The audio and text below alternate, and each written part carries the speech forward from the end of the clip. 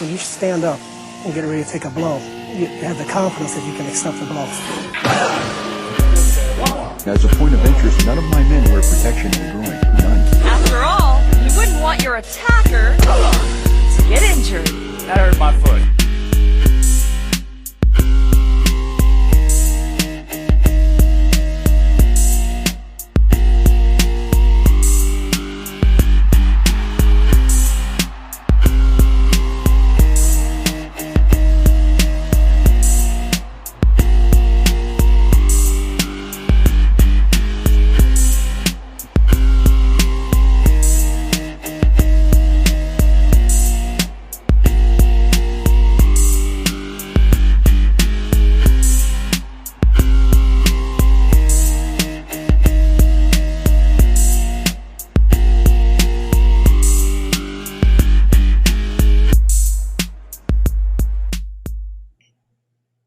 I think the first game, it was a great experience for us. It was a great learning experience about to remember or remind ourselves who we are, right, and what we need to do well on the field and to get wins. I know sometimes it's difficult, and it's the key how much consistency you can have throughout the year. But we show up today in the way that this team and the identity of this club is, that we want to win. Doesn't matter the opponent that we have in front of us. Doesn't matter if we are playing well and we don't score and they score on us. We can respond. And once we click in the way we want to play and the mentality, I think you can see the good things that you saw today. Remind ourselves of our identity. It's FC Dallas head coach Nico Estevez after the 3-1 thrashing of Los Angeles Galaxy in Frisco. The first win of the season for FC Dallas. It really feels like the season is now officially underway. And welcome everybody to Afterburn Soccer. New name, but some familiar faces and some good old FC Dallas conversation.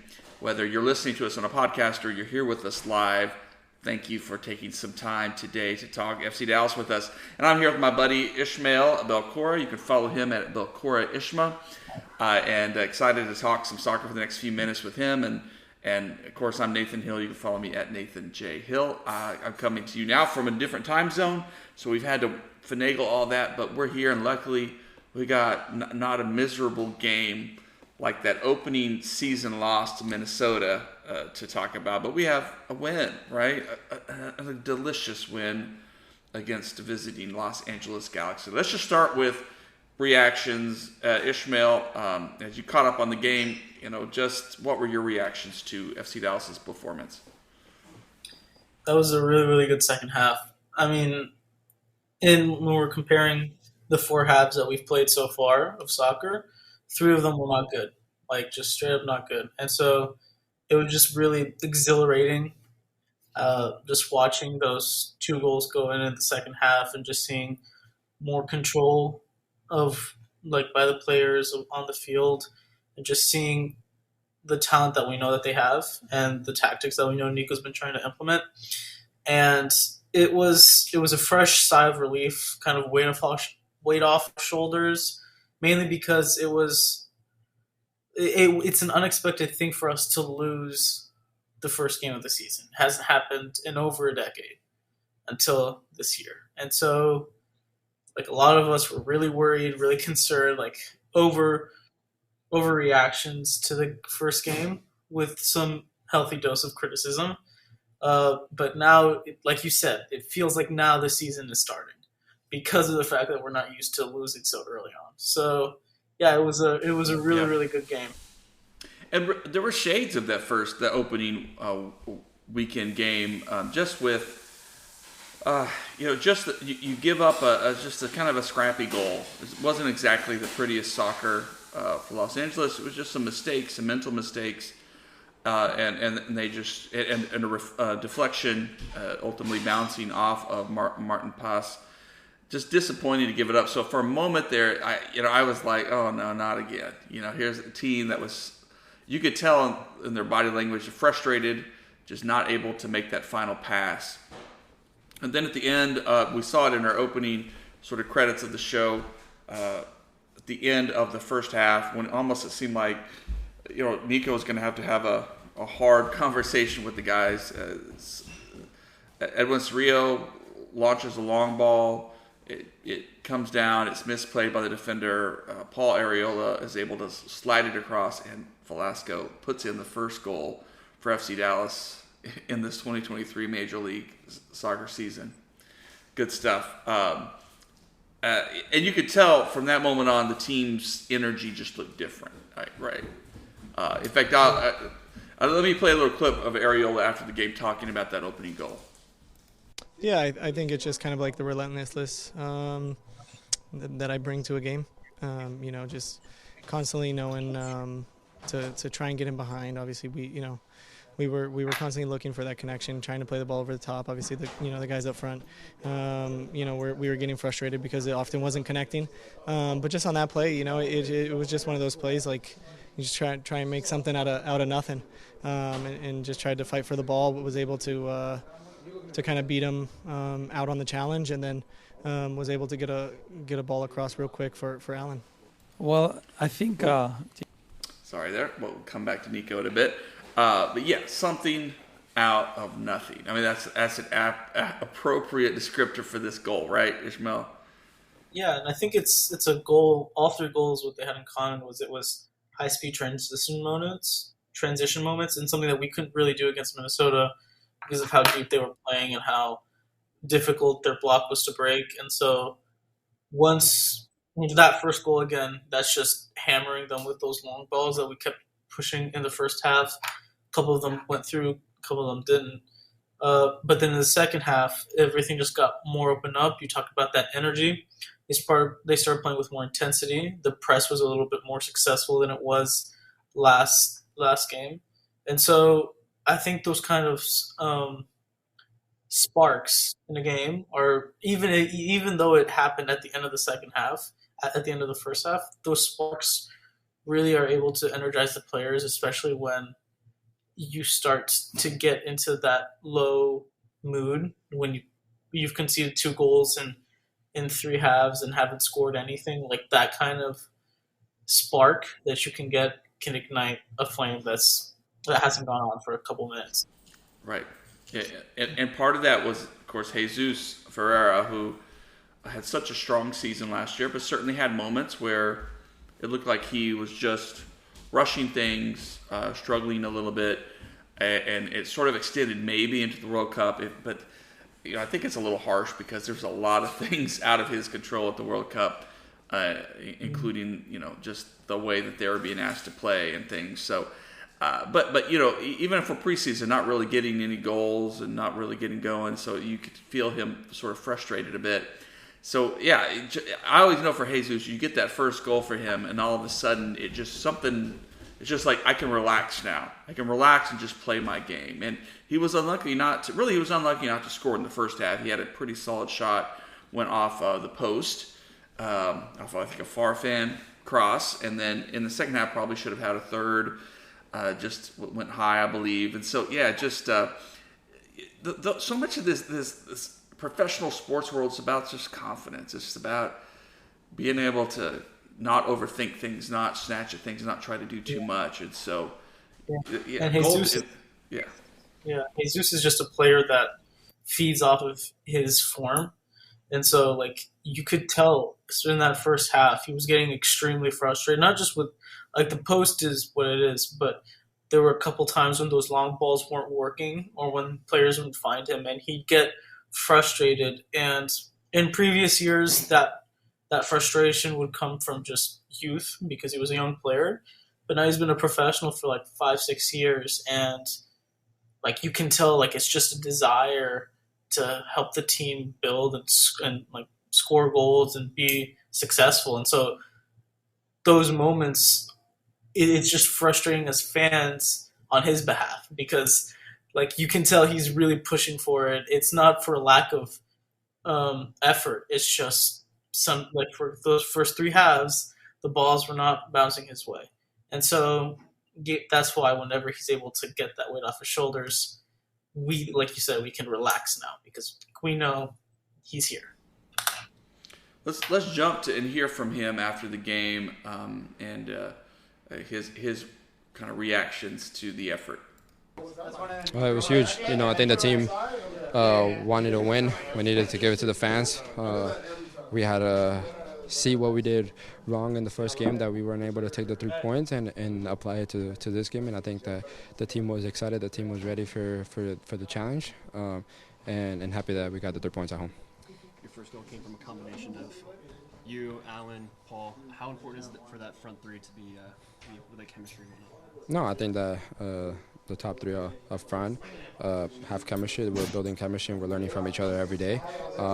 And for it to come alive in a game and work out and see the outcome that it's a goal, it's always amazing. And we're always working on to make it stronger and be able to score more goals.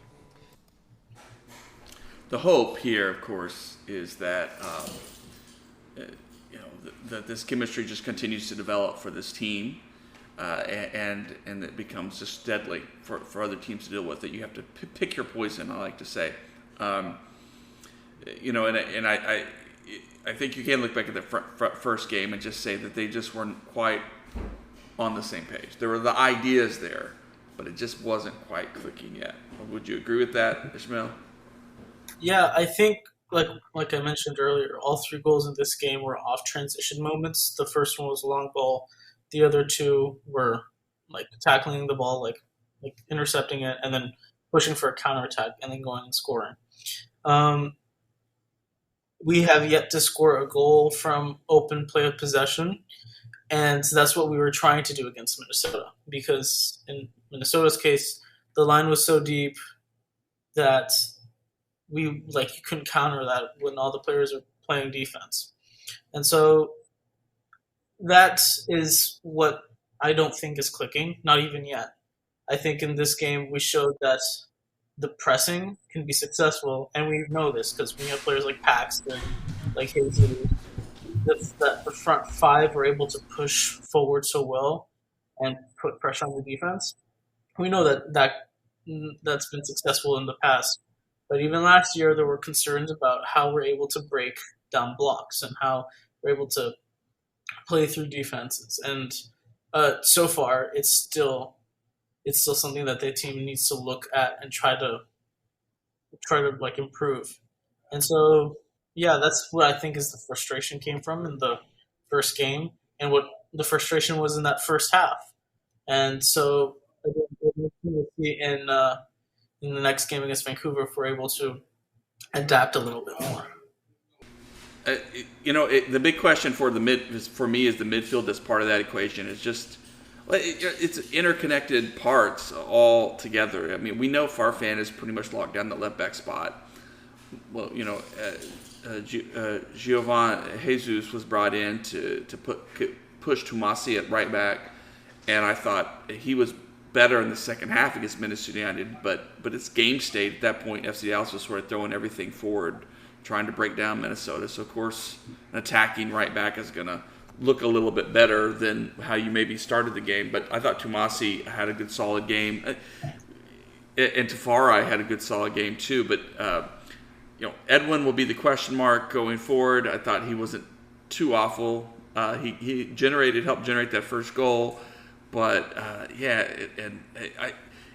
so even the front 3 are dependent upon this midfield, and it just feels like Paxton, phenomenal performance, but the other 2 guys, you still kind of want Sebastian to do a little bit more. Maybe he's still getting fit, but the big question mark at the 6 with either Facu or with Edwin, it kind of lurks there. Even though it's tough to complain too much after a win, right? I mean, it's just.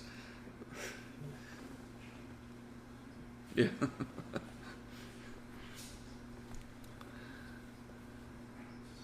I mean, we can find a way to, and I think legit, I'm not too concerned about, because again, in preseason he didn't start a single game, so he's still getting fit. I'm kind of confused as to why he's playing in this game at least a full 90.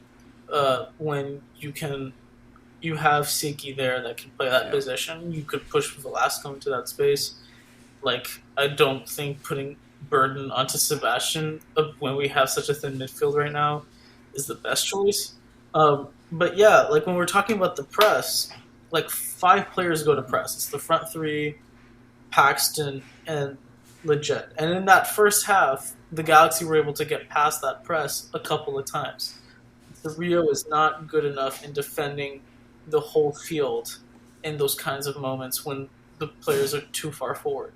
And so it's not really, I wouldn't describe it as it's on him, but in those moments, he's just not good enough. And Facu is also not good enough in those moments. I remember in this game, Cerrillo, whenever that they would pass the front 5, Cerrillo would be dropping back into between the center backs, leaving a lot of open space in the middle. And so that happened consistently, leading to chances. That's why LA Galaxy had that 10-minute span where they had 5 shots. And so early on, from what we can tell so far, it does not look like that progression for Cerrillo is there to compensate for Facu and how poor he plays. Again, we're still early on, but Cerrillo's been here since 2019. And he has progressed. There's no doubt about it. But, I mean, we all remember that 4-0 Chicago game that we lost. But he is not at that level where he's even a top 10 defensive mid in the league. And that's what's needed to be in that top 4 our buddy Jose conversation would have been on tonight, but he got pulled away. So we'll see how it goes in the Tommy's next joining us here in a 3 or 4 second, but Jose has sent in a comment. Thank you, Jose, and we're hoping everything is fine with your family. Last season, FC Dallas feasted on teams that didn't employ a low block, more so if they used a high line. Happy to see the attack come to life, but now they have to do it against a low block, which is the question, right? It's what you were just talking about, Ishmael. It's one thing to get a team that's going to push forward, and take advantage of those quick transitions, but it's another thing when a team just is going to make you make the mistakes. It's a tricky proposition.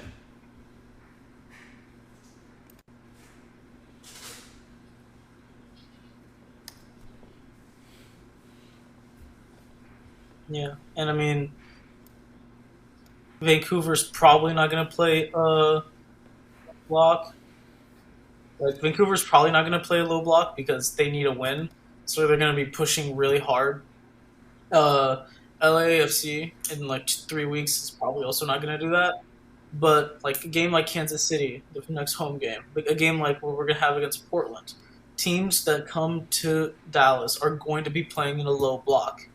And we cannot break that. At least currently. Against Minnesota, we couldn't do it. And LA Galaxy didn't employ a low block. They played a higher line. And that's why we were able to be very successful. And so, Jose's right. This has been an issue in the entirety of Nico's tenure. And I think that having a defensive mid, a DP defensive mid, that can do the passing to break down a low block and do the defensive work that's needed after high press. That's the only way this can be successful.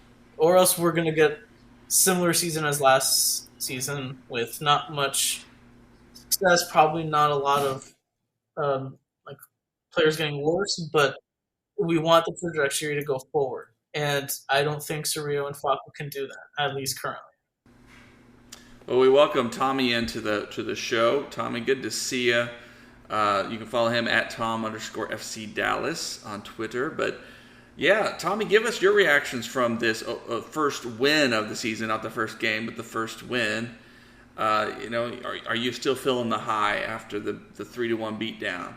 I feel much better, and I got to be honest. I know you were talking about the Minnesota game. I think I should have known better than that. I know that FC Dallas does not play well against Minnesota. Just their tactical, as you were just commenting on that. They kind of clog up the middle. They stay back.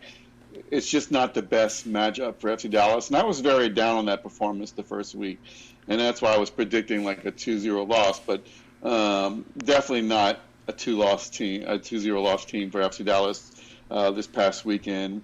It took a while for them to score that goal, but all credit to Areola for that, great square pass. That's all on, anybody who would finish that pass. I mean, but it was just a different second half. Right after that, it was no looking back, and it made me feel warm. It made me feel good about the team. My grades were a strong B for everyone on the field. I didn't see any deficiencies out there. I was really happy with Farfan. I think he could have had an assist early in the game. He hit a great pass to Pereira, who hit the post. If that went in, that's an assist, right. An early goal, a game changer for the game. Once you go up, the game changes, right? I just thought it was a very strong performance, but especially for Jesus, Paxton, Areola, Farfan was another one. I don't have anything to complain about this game, but it was a different lineup than the first week, right? There were some questionable starters on the first week, but one thing I noticed in the game is a lot of different passing up in the final third. You don't remember like how many times they just crossed it over from one side to the other, just like that's something we've seen in the past. Not as often in one game where they were just passing from the left side to the right side, the right side to the left side, and that's how Jesus got one of his goals, a header off of Areola, another assist, a second assist from Areola to Jesus. And that dynamic is something I picked up in the game, is that there's a different dynamic in the final third, and it looks like the coach, Coach Nico is teaching the team, or he wants the team to be a little loose in the final third. Don't be so rigid on your passing. Try to get the ball in the box, and it worked. It worked this past weekend, Yeah. Yeah, I mean, Paul's assist on the second goal was just savvy. Was just a veteran, and Jesus' use of space in that moment, just wonderful. And then, really, the third assist for Paxton. Beautiful. What a wonderful that he's going quite fast there. Putting pressure on defenders. Then to just weight that pass correctly. just was beautiful stuff. Yeah. Is it the greatest pass in the history of soccer? No, but it's just wonderful to see Paxton get rewarded because he is putting in the work. And that kid, this is his year, and I just hope it continues. Yeah, that play you're talking about, that's a homegrown, calmly making a pass to another homegrown, calmly finishing it in the corner. I mean, that's big. It's big. Yeah. Well, let's get Nico's. Oh, go ahead, Ishmael. I was saying it's because of the pressing in that before that goal that we're just like, that's so great. Because Paxton, again, those injuries that he had like 2 years ago, you could tell he was feeling it even last season when he kept getting pulled in the 60th minute. Here he's pulling assists in the 60th minute off of a really good high press against a former Barcelona player. That's very, very encouraging. And the next step is for him to finish the opportunities he has. Like, there's still the times when he gets the ball top of the box, he's like, no, I'm going to pass it to a 3-yard offside Obrian. But like, you can tell he's coming back, now becoming a full-on professional, and it's just once he starts getting those numbers, he got an assist. That's already half of the assists he had last year. Once he starts getting those numbers, it's just going to be like heartwarming. Mm-hmm.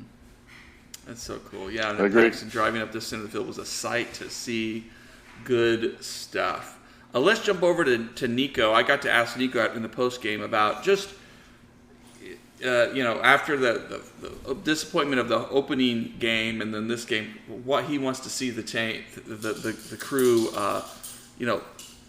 moving forward with, taking from this mass match into these coming games. Here he goes. Well, I think to see in perspective is we had 11 shots today, and against Minnesota we had 11 shots. The difference is we had 4 shots on target and 3 goals, and then against Minnesota we had 1 shot on target and 0 goals.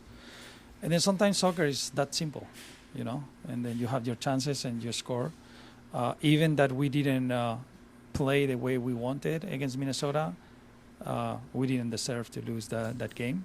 And about it's just about refocus and see the reality of this. And the reality of this is you have to go one game at a time. And you don't have to think about anything else. And if you win, it's okay. If you lose, it's okay. And that's it. And we don't like to lose, but and we love to win, but you cannot go too high and you cannot go too low. You have to be balanced because this season is very long. MLS is a really, really difficult competition, and you can see the results today. And it's something that we have to understand, everyone here. And I was pleased with some things that we did against Minnesota, and other things we needed to address. And I think we did it. And the players' response was amazing. And sometimes it takes time. And even if we lose this game, if we have this mentality and this intensity, of course we won't be happy, but it will be things to grow from there. Right now we have more points than last year this time. Then we just have to go one game at a time. This is very long, and focus on what we can control. The other things for us doesn't affect us. So focus on the things we control, but I loved his point that, which he's right, at this point last season, they didn't have, they have more points now than they did at this point last season. So, keeping sort of a sense of balance to where FC Dallas is, and that soccer can be cruel.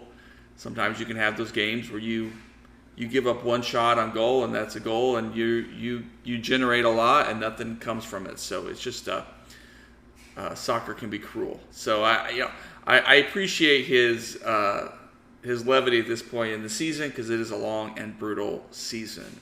In fact, the team will now go up and face Vancouver, their first away match of the season, and it's going to be a tough game. It's always a tough place to play. Vancouver has been improving as a team. So I'm just not sure what to expect from this matchup, but in all likelihood, Vancouver is going to approach, is going to limit FC Dallas as much as they can, with their field and all their situation. So let's just turn our attention to what's coming up this week, against Vancouver. Ishmael, how do you think the team's going to approach that game up in the Pacific Northwest? I think they're going to go with the same ideas as the Galaxy. Vancouver have lost their first two games, and both of them are on the road. So they're going to be looking at this next game as, all right, first two games were on the road against two very good, not very good. San Jose is not that good, but two Western Conference opponents. We need to win our first game at home. Cannot lose this game. And so they're going to come at it full force, right? And they have the players to do that. I mean, Ryan Gold is very good. They have a Bundesliga midfielder. You have Gressel. You have Brian White. And so that is a good forward attack. They don't have a great defense, mainly because the defense is still new. They have a new goalkeeper. Just got in 2 weeks ago, I think, or 3 weeks ago. They are in a transition moment right now for their defense. For the front three, and that press will be very successful, because when you have a defense that is still growing into it, they're going to make mistakes. And so, again, just the same game plan as the Galaxy. We could try to break down a low block, but I don't think we'll have a low block to break unless we concede early and have to deal with that for the rest of the game, which is very possible in a place like Vancouver. So if we're able to not concede in the first 20 minutes, it's just a high press game. And that's what they should be trying to do with the front three. So not much, no real changes, I don't think. This might be a good game to pull out Giovan and give the king, Tomasi, a little bit of a break. But that's the thing I can think Well, of. Tom, before I go to you, we'll hear a quick Tafari was asked about this after his performance this past weekend about Vancouver. Here's what he said. Yeah, massively important. We know our history with Vancouver. It's always tough to play there, whether it's the field, the atmosphere, or their style of play. So I think getting 3 points and getting a lot of guys on the score sheet is going to be a great sort of advantage going into that game.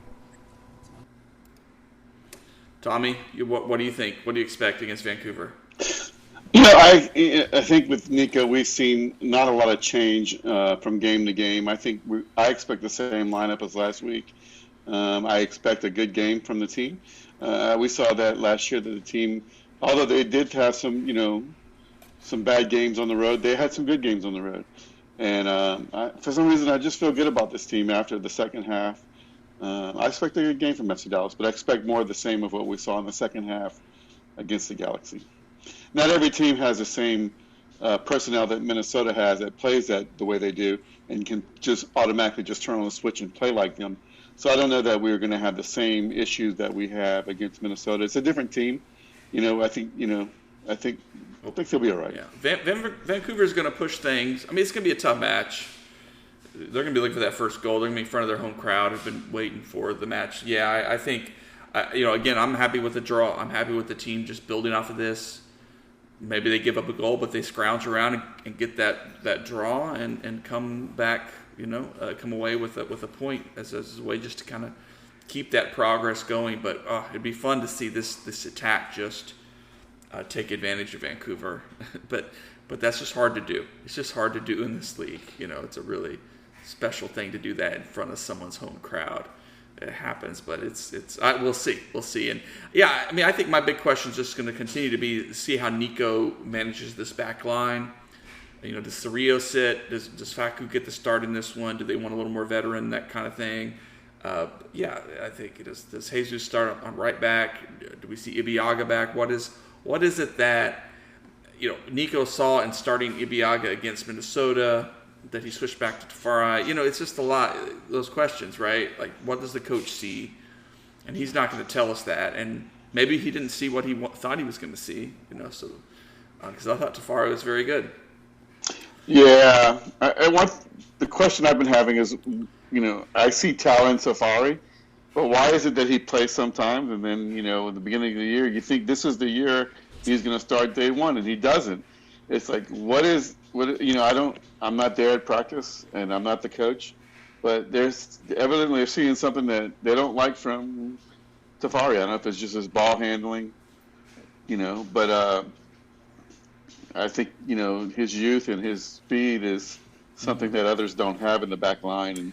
And, Yeah, we wish we could be sometimes that fly on the wall in the locker room to kind of figure out. But, I think at this point, it seems like Nico, Nico doesn't necessarily have his guys. He has his guys, but he also seems to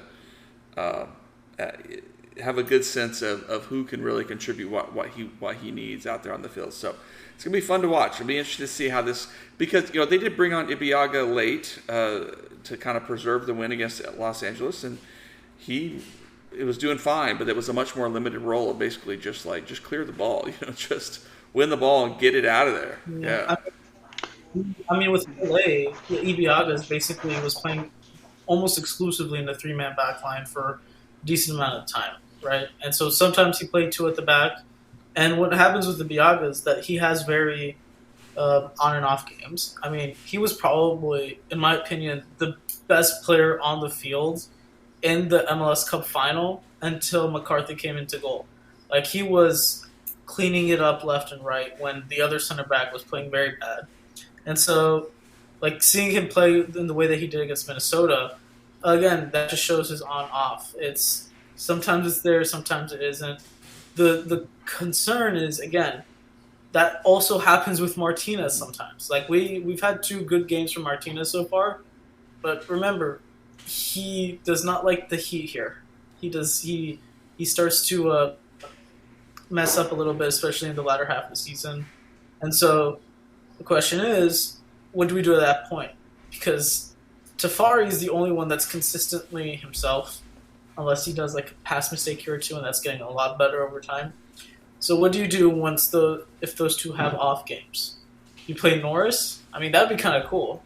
but that should not. Again, that shows how Nico having his guys leads to not a lot of good depth in positions of need. Like, again, if Paxton gets hurt tomorrow, God forbid, what do we do? CP, and then there's no one on the bench. So that's where that depth always has a concern, and that's more of a concern with Leagues Cup and more of those games. So we'll see. We'll see. Ibiaga still has a place on this team, but it's going to be interesting as the season goes on, just to see how. Yeah. I think we have to give him more than one game, to be honest with you. I know we didn't look good at all, but I think it's just one game. Yeah. Well, look, I need to wrap the show up a little bit early. We got an appointment in my family coming up. But first, before we do that, how about this?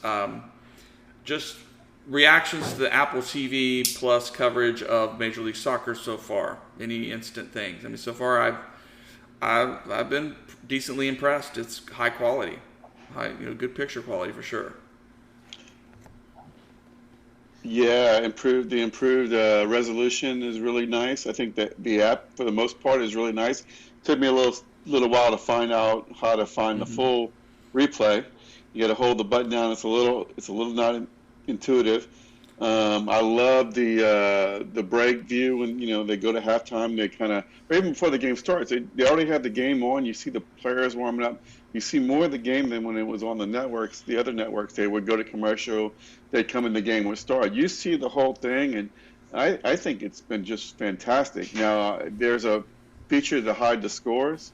It didn't default to scores hidden, so I couldn't make the game the first game, so I had to play a gig. I come home, I want to watch the game, and the first thing that I see is they lost because the scores were on. So I turned off the scores. But then, the main page, when you go in, they have the big headline. They still show the scores on the big headline. So it's not exactly perfect yet, but other than that, I think it's just fantastic. We want to thank the Koo for our buddy Koo for sending us some good shots from his vantage point in the supporter section. Looked like a great raucous crowd. That popped well on the feed for once, I think, too. Yeah, the production side is absolutely incredible. It just kind of makes me question what was the production we were having with ESPN Plus. Like, was that like 2 tiers below? Were we buying that off Walmart? Like, I really wasn't understanding. Like, this is so good. I'm kind of annoyed about what we've gotten in the past. I do have one complaint, and I'll wait till you're finished. But besides that, everything's okay. I think MLS 360 is a little overhyped. Just with 4 people in a room just talking about the scores the entire, for hours and hours on end. And I'm like, it's not really that great. I also wish the Spanish and French streams were accessible in the stream itself, like where you can change to radio, to the radio broadcast team. I wish you could do it of Spanish and French through there instead of having to exit and then scurry around to go find it. Yeah. But again, those are tiny nitpicks. The production itself being so incredible is just awesome to see. Well, the one complaint, I'm sorry. The one complaint I have is not really the Apple app. It's Steve Davis has been dropped from it, and I think I really enjoyed his color commentary.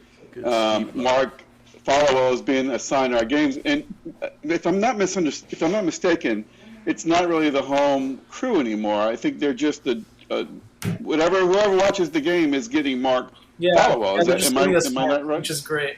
They're just giving him to us. Well, but he's no longer really like from the home team perspective. He's calling it both ways. So if the other team scores, the color commentary that we used to get from Steve Davis was very, very in depth. I mean, going to all the practices and stuff like, hey, I've seen so and so take this shot, and it does. That has been dropped, and that's a big miss. That's tradition, and I'm sorry. That's one thing I think it's just someone missed the boat, and it's just bad. I mean, he was great. He should still be on the cast. We'll get some Steve Davis love there. Look, we need to finish out the show, and appreciate everyone watching. All the comments from Hoach and Jose and everybody. And, of course, subscribe on afterburn.soccer. See our articles, other content there. We're putting the podcast up there now, so things are going to be looking a little bit differently. Of course, you can come back and watch it here on our YouTube channel anytime you need. Anyway, good night, everybody. Ishmael, Tommy, thanks. Good night, y'all. Good night, everybody. Thank you.